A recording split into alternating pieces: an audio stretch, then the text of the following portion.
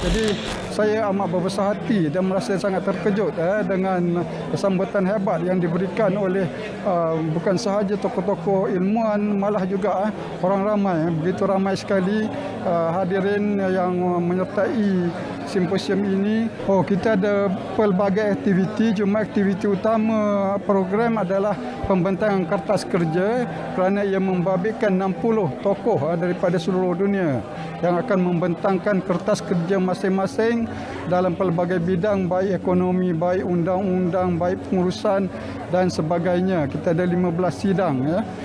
Hello Wanderers, selamat datang kembali.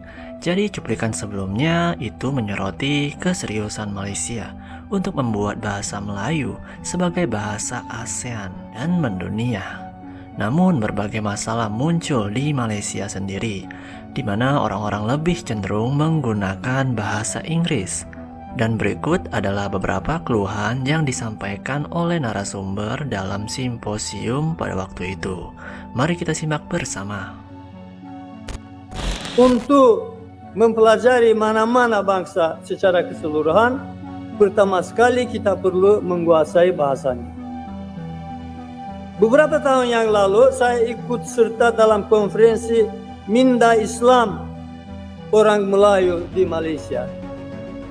Dalam konferensi ini seorang Melayu dari Amerika Serikat mengucapkan pidato mengenai tema tersebut dalam bahasa Inggris. Saya pun bertanya kepadanya, apakah Bapak berbahasa Melayu? Tidak, jawabannya.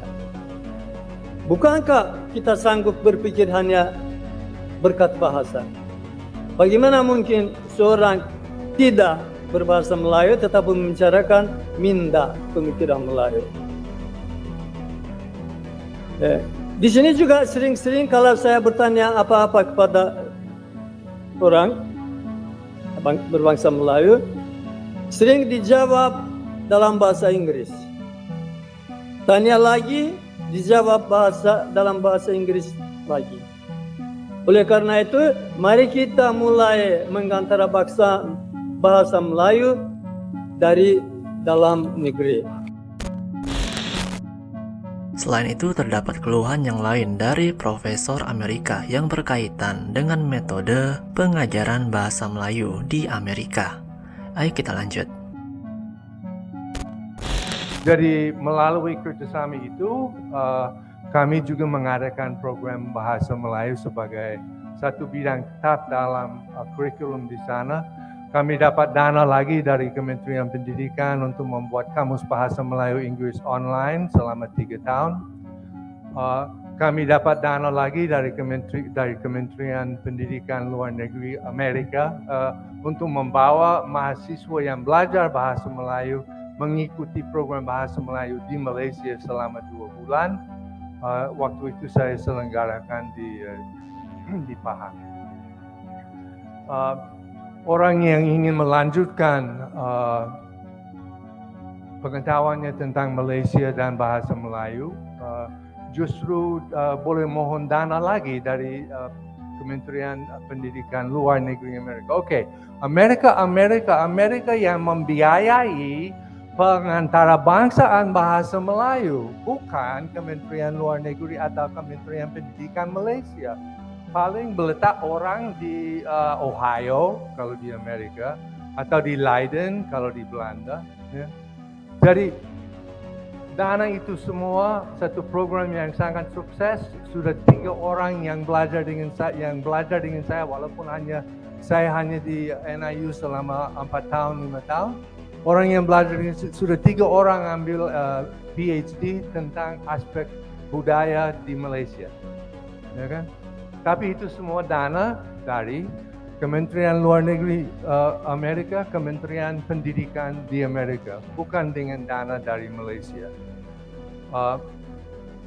Saya sangat setuju kerajaan Malaysia yang harus keluarkan dana melalui kementerian yang sesuai untuk menyediakan beasiswa untuk mahasiswa yang mau belajar bahasa Melayu. Tidak seharusnya di Amerika memilih negara yang lebih kecil. Banyak negara di Afrika yang pasti akan mau datang ke sini untuk belajar bahasa Melayu. Saya sendiri menunggu bus di Kajang itu jumpalah orang dari Burkina Faso dan sebagainya yang datang belajar di sini. Kerajaan Malaysia kalau ingin betul-betul melanjutkan atau maksud saya mengembangkan pengantarabangsaan bahasa Melayu itu bukan melalui setiap tahun ada simposium besar-besar dan sebagainya. Yang lebih penting lagi ada program yang mantap dari berbagai bidang, dari berbagai kementerian untuk memajukan dan menarik orang untuk belajar bahasa Melayu di luar negeri dan mungkin belajar di Malaysia kemudian atau buat penelitian di Malaysia itu caranya di Amerika. Saya sendiri waktu buat penelitian di Indonesia untuk S3 saya, dananya semua dari Kementerian Pendidikan di Amerika. Saya hanya ingin merespon, membalas, mengangkat baliklah cerita tadi itu. Penguasa, saya lihat ada wakil negeri Belanda di sini, dan dia boleh beritahukan bahwa semua buku yang dihadiahkan pada KITLV di Leiden sudah diserahkan pada perpustakaan dan tidak ada ruang baca Malaysia lagi. Kan dulu bertahun-tahun ada ruang baca buku-buku dari Malaysia. Semuanya sudah diserapkan. Tidak ada profil Malaysia lagi di situ.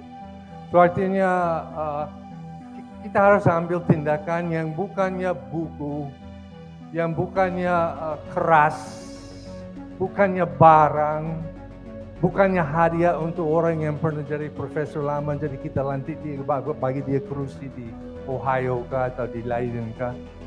Harus ada guru bahasa.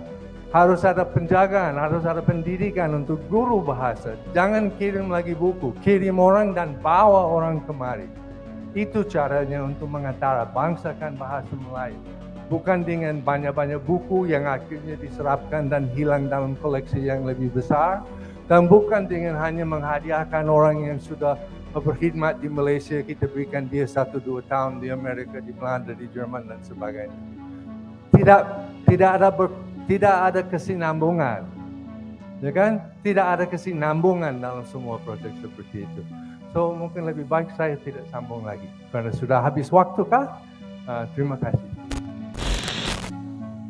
Demikianlah Sobat Maju keluhan dari Profesor Amerika Serikat James T. Collins. Kita harapkan dapat memberikan pembelajaran bagi Indonesia dalam mengembangkan bahasa Indonesia di luar negeri. Apalagi sekarang bahasa Indonesia sudah diakui oleh UNESCO sebagai bahasa sidang forum konferensi mereka.